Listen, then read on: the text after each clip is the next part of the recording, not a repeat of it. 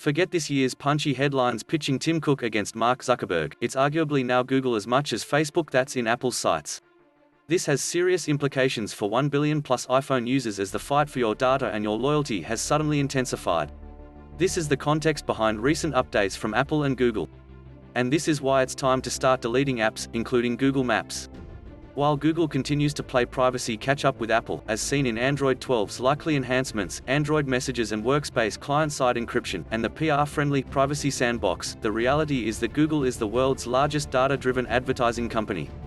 Apple is not. Ultimately, who do you trust? Location data has been central to the privacy debate for years now.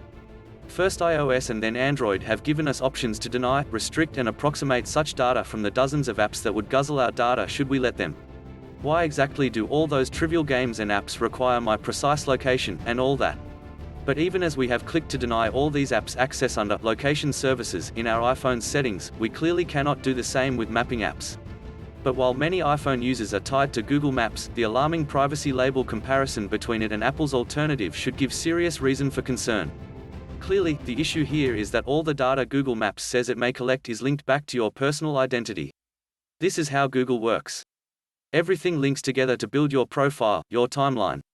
And while you can fish around in Google's account settings to delete some of this data, most don't bother, and why should you need to?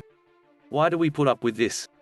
Well, as my colleague Cato Flaherty so aptly puts it in this week's Straight Talking Cyber, the video at the top of this story, all of Google's stuff works really well. Yes, you have to give up your privacy, but if you don't care about your privacy, it all just works, and it all just combines together.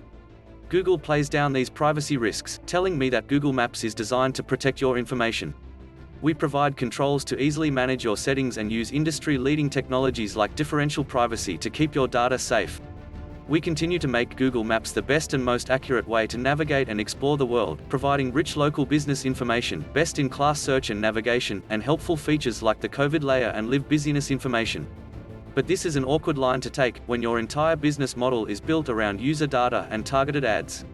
When pushed on privacy, Google points out that you can stop Maps harvesting data on your iPhone by selecting incognito mode, that any data gathered per its privacy label is not associated with specific individuals or accounts.